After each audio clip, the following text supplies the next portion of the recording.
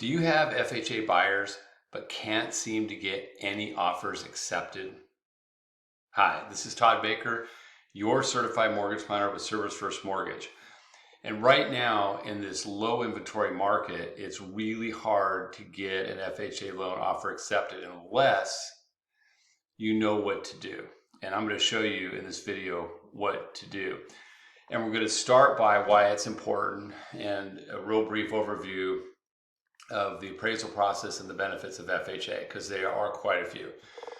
So first off, it's important because they make up about 30%, 6% of the home buying population. That's a huge chunk. And if you're not going to service them because you get frustrated, guess what happens?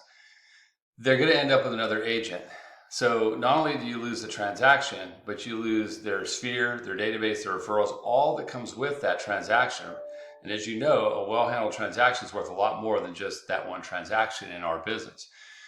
So let's take a look at some of the common perceptions. There is a structural bias against FHA loans built into the marketplace, particularly regarding appraisals. And I'm not going to go into why. Let's just say we all know it exists. And normally what I hear is, well, I just don't think that'll go FHA. And that's what I hear from listing agents. And I'll say, well, why do you think that?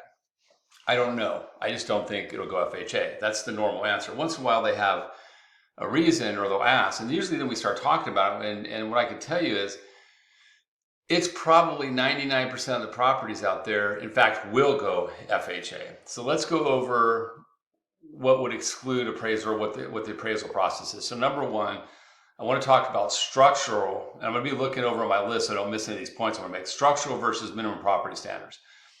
So a structural issue in the house is foundation, it's roof. Okay, those are the two big ones. All loan types have an issue with that. So it doesn't matter if it's a conventional loan. If an appraisal comes out and there's obvious foundation shifting, they're going to ask for an engineer's report. It doesn't matter FHA or conventional. But all loans also have minimum standards. And FHA has a few more. Let me go over what those are. So the first one is, and this is what's called the anti-flip rule. FHA does not allow you it prohibits a purchase if the most recent deed transfer was within 90 days. So that's the first thing. So a lot of times if it's a flip, we got to make sure that deed's over 90 days before we issue the case number. So that's the big thing. That's a deal killer right there. If it's between 90 and 180 days, then depending on the amount of improvements that were made versus the appraised value, there could sometimes be a second appraisal, but that's never a problem. So it's the 90-day rule. That's one thing to look out for real quick. So the good way as an agent, if you see the seller is an LLC and we're going FHA, let's just ask about how long have you owned the property so we can coordinate that. Next thing, when you do the appraisal inspection, the water and electrical must be on. So that's a legitimate thing. So you might have a vacant house and the water and electric's not on. Well, most buyers would want that on anyways for their home inspection. So all you got to do is coordinate for the appraisal to happen while it's still on in those instances. You have to have a working HVAC, right? You have to have heating and cooling. It has to be working. Once again, like I don't know any single listing agent that I work with that doesn't tell their clients to stage a house. Like it's very rare you're going to sell a house that doesn't have that. You know, same thing with stove. You have to have a way to, the house has to be habitable. So you have to have at least a way to cook food. Do we have either a stove or an oven that's working? You know, next thing is attic access. The appraiser on an FHA home has to like pop their head in. They call it head and shoulders, which basically means pop your head in, go like this, and take a quick picture of the attic. That's it. That's how simple that is. That's like almost every single house, right? So that's an easy one. Next, handrail if there's a stoop on the porch. This is a weird one. You very rarely see this in any kind of metroplex proper I call it, or any of our suburban centers in Texas. Older rural properties sometimes will have a stoop and you'll have stairs with no rail. Got to put a rail in. Those don't cost that much to fix. That can be done and coordinated between buyer and seller. That's easy fix. Next one is no chip paint. This is an irritant of agents. If they have an older house over 78 and there's chip paint, that paint's got to be scraped off and repainted. But the reality of it is it could be just patch painted. As long as that chip paint's got repainted, it works. So that's not really a deal killer, but it is something that irritates. But that's only houses built before 1978 with chip paint, right? Next. It cannot be within 100 feet of a power fall line. So if you have a power pole and it falls, if it's 100 feet of that power pole, that's sort of an obscure one, but that is out there. And then the last thing is health and safety. But health and safety is so easy. I mean, there are things you would fix during even a minimum staging, right? So if you go and the garage has exposed wires, I've seen that, right? Or like I've seen where people rip the carpet out and left the carpet tacks on the ground. Like that's a health and safety issue. The biggest one I see is outlet covers are missing. I mean, these are things like you can go to the hardware store usually and just fix on your own. So health and safety is very rare. If there's mold or something like that, once again, that's the thing that's going to affect any property or any buyer. So that list is not a big deal. Okay. The thing about it is though, is I'm going to finish this whole thing up with how to explain this to when you make the offer. So the next thing, here's some of the benefits of FHA loan.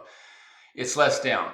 So the contrary to the intuition, which is less down, well, what if it doesn't appraise? Well, right. Well, what if I'm doing the less down as a mortgage planner to retain cash so that if it doesn't appraise, I can then bring more cash to the table? All right, that's one of the benefits actually. Next, it has higher debt ratios. So if I have to maneuver, I've got flexibility that I don't have on a conventional loan, and that's tightening. There was a 10-year patch that's going away on conventional loan this July. It's going to cap the debt ratio lower than it currently is. FHA has more flexibility there.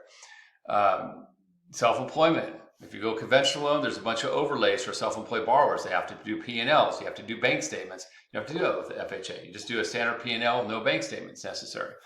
The appraisal on a conventional loan goes through a collateral underwriting system. So what's happening on conventional loans, you might get a really good, you might not get your overbid, but you might get over list. And then the collateral underwriter kicks it down because there's no comps to support it, and you end up having to renegotiate, or you end up having a seller or a buyer that walks and doesn't even care about the earnest money, and then you have to start over as the listing agent. Bottom line is FHA doesn't have that. Pretty much just accepts whatever the appraisal comes in. That's an advantage to an FHA appraisal, a big advantage. And the last thing is what's called the amendatory clause, or are you allowed to pay over list value? This causes a lot of confusion. So what happens with FHA, when you close, you have to have what's called an amendatory clause in the file that simply says that we can't require or make the buyer to pay over list. But what we do is you're allowed, but the buyer is allowed to by acknowledging it. So we provide up front an overlist acknowledgement that we've accepted as the lender on behalf of the buyer, so that the seller and the listing agent knows, hey, they're accepting that they're allowed to pay over that. So they're allowed to pay over, and we have acknowledged that going in. So how do you button this up in an offer? The key is a collaborative relationship with a great lender. Okay. So what I would do is you determine the overbid, how you're going to, do we have 10 grand to work with? Do we have 20 grand to work with? What do we have to work with? As the buyer's agent, make the offer, and then I call the listing agent and I give them the closing guarantee if applicable. We lower the finance, all these things I've been talking about the last few weeks, but then I explain to the listing agent, we've looked at the property, it meets minimum standards, right? Here's the reasons why we set the financing up.